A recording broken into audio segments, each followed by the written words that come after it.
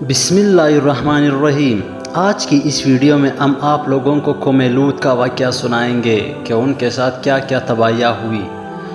سب سے پہلے اگر آپ لوگ ہمارے چینل پر نئے ہیں تو پلیز ہماری چینل کو سبسکرائب کریں اور ساتھ ہی میں بیل آئیکن کا بٹن دبائیں تاکہ آنے والی ہر ویڈیو آپ لوگوں تک پہنچ سکے۔ تو چلیے شروع کرتے ہیں۔ حضرت لوط علیہ السلام حضرت ابراہیم علیہ السلام کے بھتیجے ہیں۔ حضرت لوط علیہ السلام صدوم کے نبی تھے۔ حضرت لوط علیہ السلام حضرت ابراہیم علیہ السلام کے ساتھ ہجرت کر کے ملک شام میں آئے تھے، اور حضرت لوط علیہ السلام نے حضرت ابراہیم علیہ السلام کی بہت خدمت کی تھی۔ حضرت لوط علیہ السلام حضرت ابراہیم علیہ السلام کی دعا سے نبی بنائے گئے۔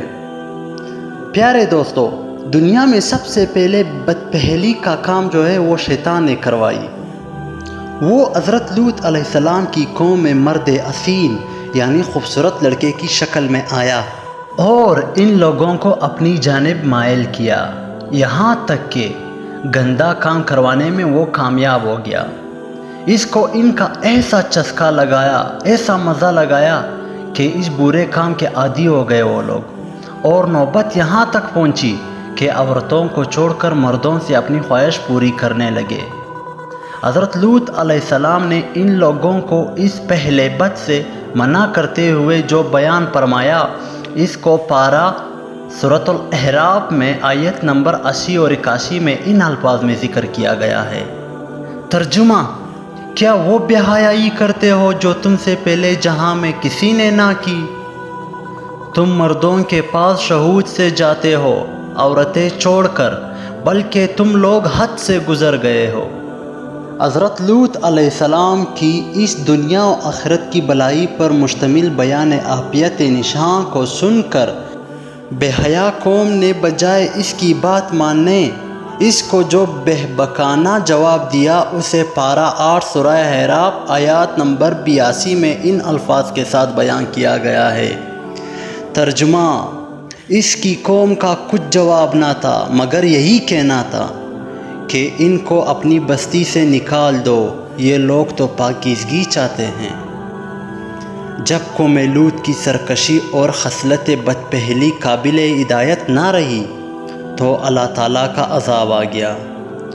چنانچہ حضرت جبرائیل علیہ السلام چند فرشتوں کے ہمراہ مرد حسین یعنی خوبصورت لڑکوں کی صورت میں مہمان بن کر حضرت لوط علیہ السلام کے پاس پہنچے۔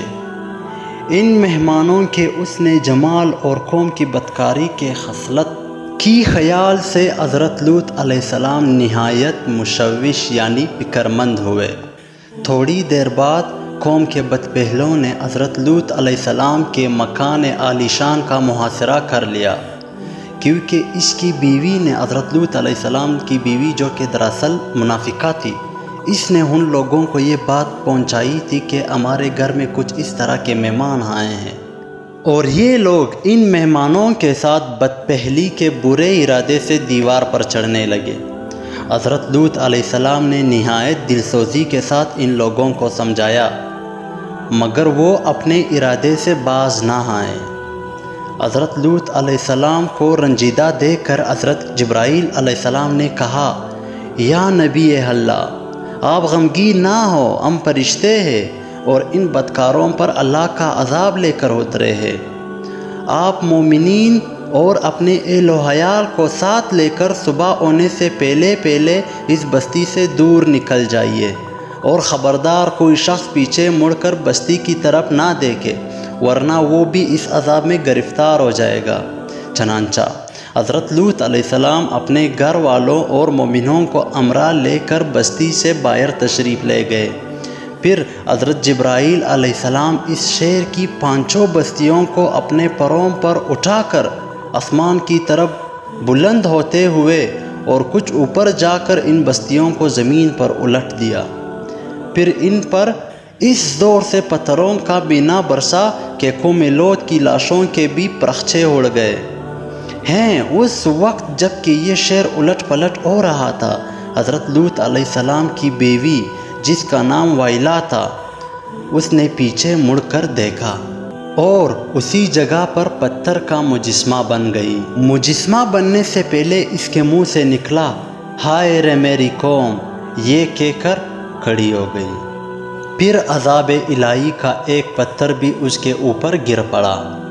پارہ 8 سورہ اعراف آیت نمبر 83 اور 84 میں ارشاد تعالیٰ ہوتا ہے، ترجمہ: تو ہم نے اسے اور اس کے گھر والوں کو نجات دی، مگر اس کی عورت وہ رہ جانے والوں میں ہوئی، اور ہم نے ان پر ایک مینہ برسایا، تو دیکھو کیسا انجام ہوا مجرموں کا۔ بدکار قوم پر برسائے جانے والے ہر پتھر پر اس شخص کا نام لکھا تھا جو اس پتھر سے ہلاک ہوا۔ اسی بدکار قوم کا ایک انسان، حضرت لوط علیہ السلام کی قوم کا ایک تاجر، اس وقت کاروباری طور پر مکہ مکرمہ آیا ہوا تھا۔ اس کے نام کا پتھر وہی پہنچ گیا، مگر فرشتوں نے یہ کہہ کر روک لیا کہ یہ اللہ تعالیٰ کا حرم ہے۔ چنانچہ وہ پتھر 40 دن تک حرم کے باہر زمین و آسمان کے درمیان معلق یعنی لٹکا رہا۔ جو ہی وہ تاجر فارغ ہو کر مکہ مکرمہ سے نکل کر حرم سے باہر ہوا تو وہ پتھر اس پر گر پڑا اور وہ وہی ہلاک ہو گیا۔